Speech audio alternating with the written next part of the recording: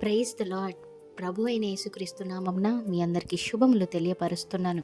ఈ వాగ్దానాల ద్వారా మీరు ఆదరించబడినట్లయితే తప్పకుండా ఇతరులకు షేర్ చేయడానికి ప్రయత్నించండి. మీలో ఎవడైనను రోగి అయి ఉన్నప్పుడు అతడు సంఘపు పెద్దలను పిలిపించి మరి నూనె రాచి వారు గనక యేసు నామంలో గనక ప్రార్థించినట్లయితే విశ్వాస సహితమైన ప్రార్థన ఆ రోగిని స్వస్థపరుస్తుందంట. అంత మాత్రమే కాదు కానీ ప్రభువు వారిని లేపి ఒకవేళ పాపము గనక వారు ఏదైనా చేసి ఉన్నట్లయితే పాప క్షమాపణ కూడా పొందుతారు అనేసి ఈ యొక్క వాగ్దానం సెలవిస్తూ ఉంది. ఎంత చక్కటి వాగ్దానం అండి.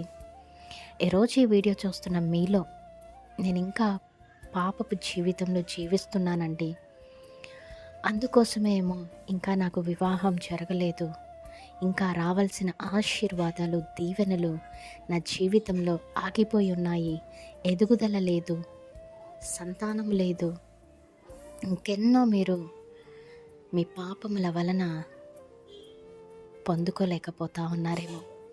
మరేం పర్వాలేదు, ఎంతటి ఘోర పాపినైనా దేవుడు క్షమిస్తానని చెప్తున్నారు కదా.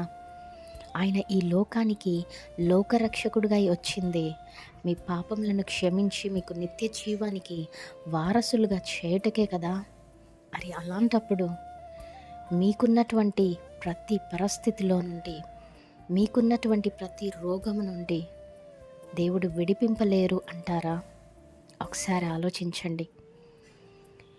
మరి దైవ సేవకులే కాదు కానీ విశ్వాసులు కూడా, దేవుని బిడ్డలు కూడా విశ్వాసముగా మీరు ప్రార్థన చేసి దేవునికి మొరపెట్టినప్పుడు దేవుడు తప్పకుండా మీ మొరను ఆలకించి మీకు జవాబిచ్చి ప్రతి సమస్యల నుంచి కూడా దేవుడు విడుదలను దయచేస్తారు. ఎందుకంటే ఆయన రక్తంలో కడుగబడిన ప్రతి ఒక్కరికి కూడా దేవుడు ఆ యొక్క పవర్ అండ్ అథారిటీ ప్రతి వాటి మీద ఇచ్చి ఉన్నారని గమనించి ఈ వాగ్దానాన్ని ఎత్తిపట్టి ప్రార్థించండి. భయపడకండి, దిగులు పడకండి, అధైర్యపడకండి.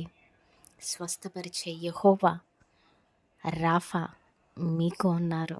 ఆమేన్. Praise the Lord. Have a blessed Sunday.